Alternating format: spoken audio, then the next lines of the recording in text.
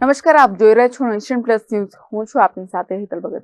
દિલ્હીમાં આમ આદમી પાર્ટીની સરકાર દ્વારા અપાઈ રહેલી જન કલ્યાણકારી સુવિધાઓ ગુજરાતના નાગરિકોને પણ આપવા બાબતે આમ આદમી પાર્ટી છોટાઉદેપુર દ્વારા નિવાસી કલેક્ટરને આવેદનપત્ર આપવામાં આવ્યું હતું. આમ આદમી પાર્ટી છોટાઉદેપુર દ્વારા આપવામાં આવેલા આવેદનપત્રમાં જણાવ્યું છે કે ગુજરાતમાં છેલ્લા 30 વર્ષથી ભાજપનું એક ચક્રી શાસન ચાલે છે.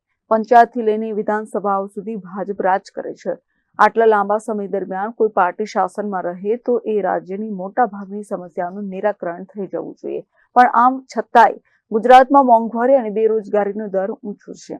નાગરિક સુરક્ષાની સ્થિતિ કથળતી જાય છે. શિક્ષણ અને સ્વાસ્થ્ય જેવી પાયાની સુવિધાઓ માટે નાગરિકોએ દેવાદાર થવું પડે છે. ખેડૂતો ખેતી છોડવા માટે મજબૂર થઈ રહ્યા છે.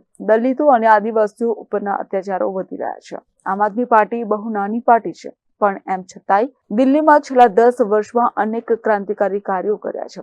શિક્ષણ, સ્વાસ્થ્ય, જાહેર પરિવહન, વીજળી, પાણી વગેરે જેવી પાયાની જરૂરિયાતો વિનામૂલ્યે આપ્યા બાદ પણ બજેટ ફાયદામાં રહે છે.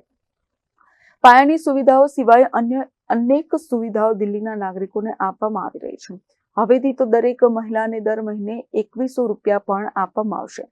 ત્યારે દિલ્હીમાં આમ આદમી પાર્ટીની સરકાર દ્વારા અપાઈ રહેલી જન કલ્યાણકારી સુવિધાઓ ગુજરાતના નાગરિકોને પણ આપવામાં આવે તેવી માંગ સાથે નિવાસી અધિક કલેક્ટરને આવેદનપત્ર આપવામાં આવ્યું હતું, જેમાં આમ આદમી પાર્ટીના હોદ્દેદારો ઉપસ્થિત રહ્યા હતા. Rehan Patel, nation plus news, Chhota Udepur.